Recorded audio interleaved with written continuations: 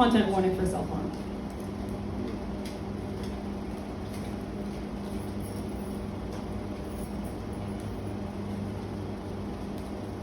My blade speaks to me sometimes, muffled in the cardboard box of dollar store bandages I keep in my room.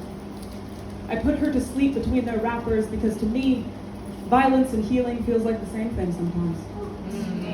Her voice rings like a dog whistle, a sharp pierce only I can hear. I'm quick to turn my bedroom floor into an operating theater. She sits, ready to pull back the velvet curtain of my epidermis and see what the stage looks like when the audience is gone. If you're curious, I'll tell you what she found. The stage is empty.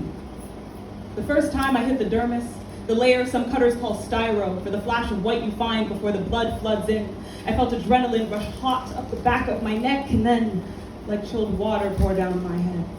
Because inline skating is my preferred exercise, I describe my thighs as tree trunk-like.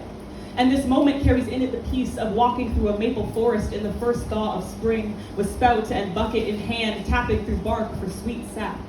I carved a star one time, marking my maple wood like a middle school desk, because who doesn't want to feel like a kid again? I treat my meat like a petition sheet, drawing lines for demons to sign on. I notarize a suffering stamp of approval on my thigh, too high up for anyone else to actually see it, ironically, unless I show them my body in a swimsuit or a pair of panties, and Lord knows that'll never happen. If I wasn't afraid of intimacy, I would have met someone I could trust before she spoke to me that late night after too many glasses of wine, and she convinced me that the glint of her edge looks like sunshine, and love tastes like iron.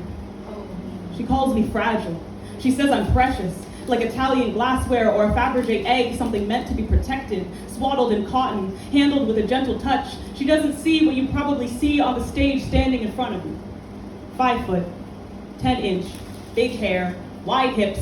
The only thing larger than my voice is my choice of color combos. No, she doesn't see that.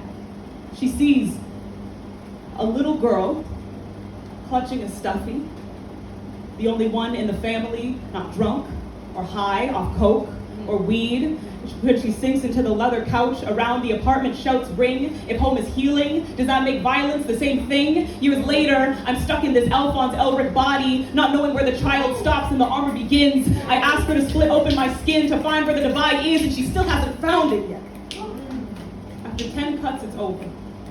I snap pictures of the damage. I sop up the blood. I disinfect and bandage up. I tuck her gently back into bed and nestle into my own cardboard box. My wounds are warm beneath the sterile cotton, and to the tune of my arteries thrumming, I hear her humming a lullaby.